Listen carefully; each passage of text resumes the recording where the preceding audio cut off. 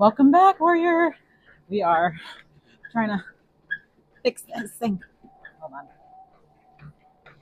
It is not working. Okay, here we are. Also, my pajamas are going crazy. Let's see if I can put this on my pajama. Like that. Amazing. Okay, we are on Alma chapter 38. Can you believe that we are so caught up? We're like early. All right, I can't even believe it. Miracles happen every day, you know? All right. And can you believe that today there's only 15 verses? I know, right? Like so many gifts from heaven. All right. Shiblon, especially when I'm running late. Shiblon, but seek ye first, okay? Shiblon was persecuted for righteousness' sake. Okay, so this is the commandments of Alma to his son Shiblon. So remember, he spoke to Helaman in the last two chapters, and now he's going to talk to his son Shiblon.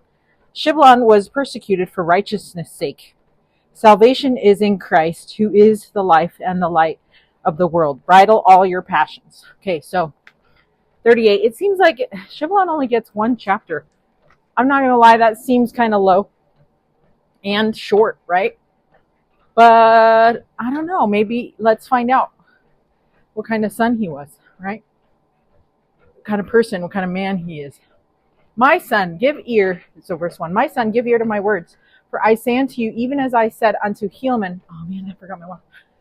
That inasmuch as ye shall keep the commandments of God, ye shall prosper in the land. And inasmuch as you will not keep the commandments of God, ye shall be cut off from his presence. Okay, so that's like the same thing, right? He's like, just so you know, this is what I told Helaman.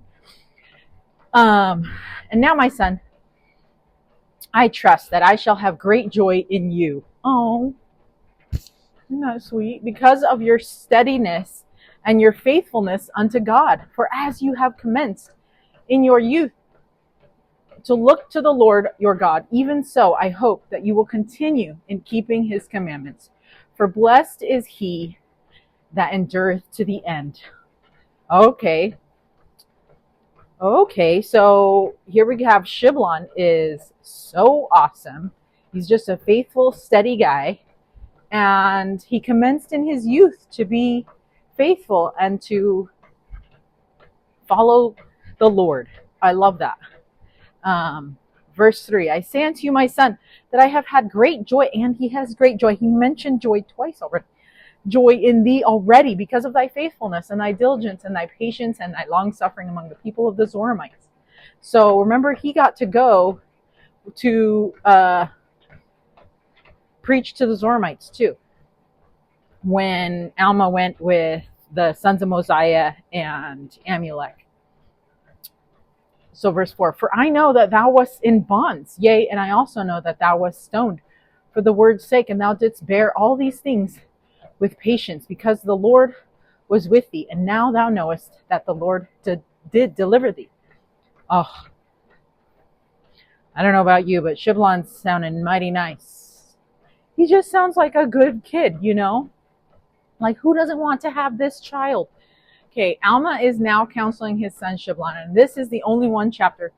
Oh, and this is only one chapter. Shiblon is not receiving the plates and other sacred items, so he didn't need to receive the same instruction, right? Because everybody's different. That makes sense.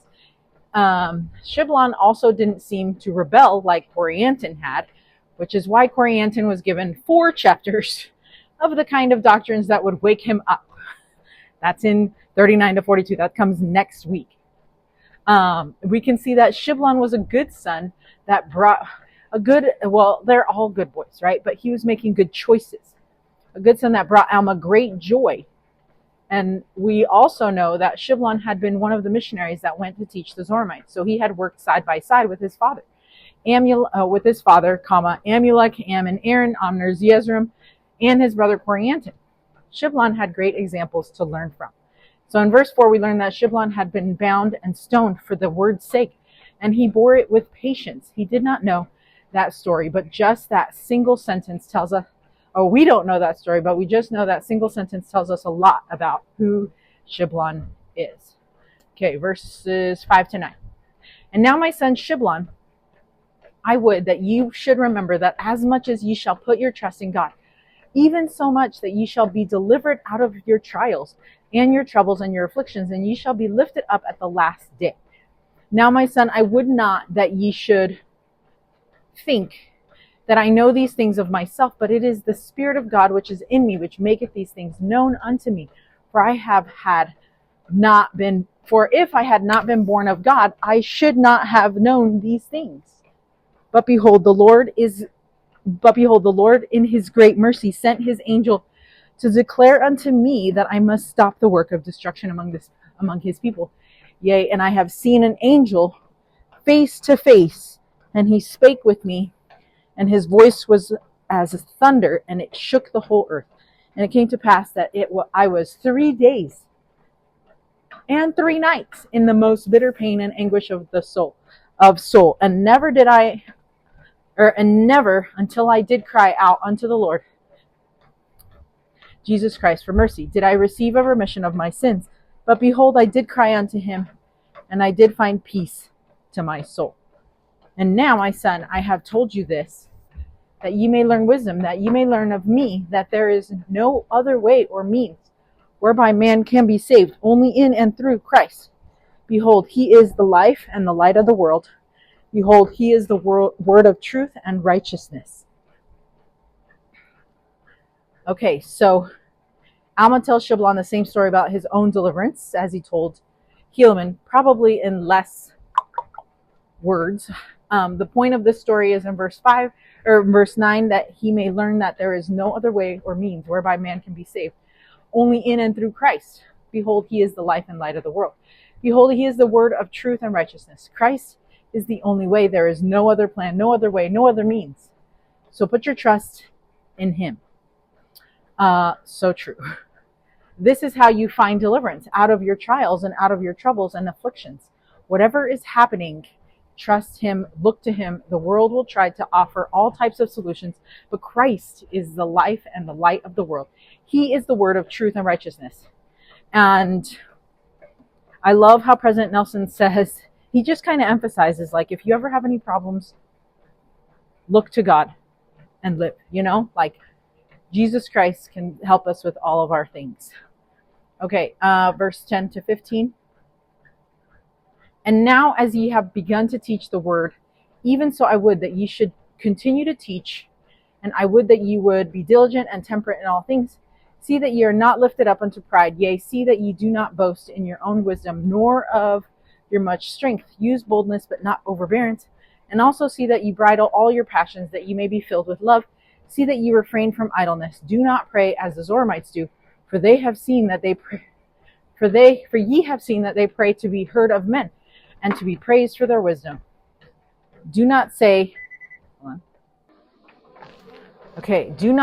O God, I thank thee that we are better than our brethren, but rather say, O Lord, forgive my unworthiness, and remember my brethren in mercy. Yea, acknowledge your worthiness. Hello, good morning. Acknowledge your unworthiness before God at all times.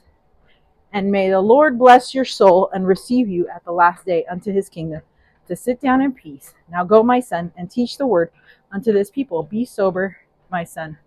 Farewell. Oh, so good. Okay, so, because I would have had to take the van. So let's see. Alma counsels Shiblon with some great principles of righteous living. These are wonderful things to discuss as a family as you seek to live a more diligent and more righteously.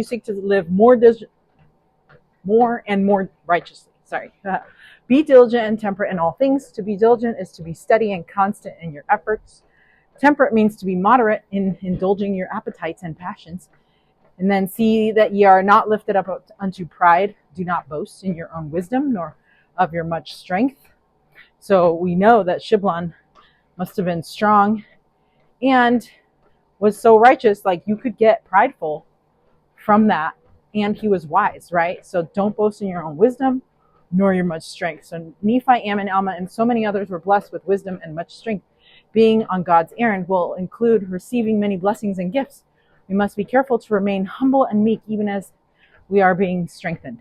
And then use boldness, but not overbearance.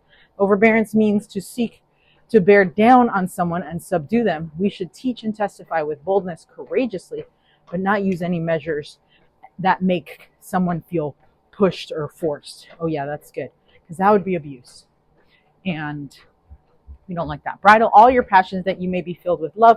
A bridle is an instrument that governs and restrains a horse. It is small but powerful. It is like a headgear that includes reins and a bit, and it is what allows the rider to control the horse. Alma does not tell Shiblon to bury or erase his passions, but to control them. Focus them, make them useful. It reminds me of a talk from Elder Bednar, maybe, talking about meekness is not weakness, but meekness is strength under complete control. And I could be quoting somebody else, but I can't remember. And I do love Elder Bednar, so it's maybe him.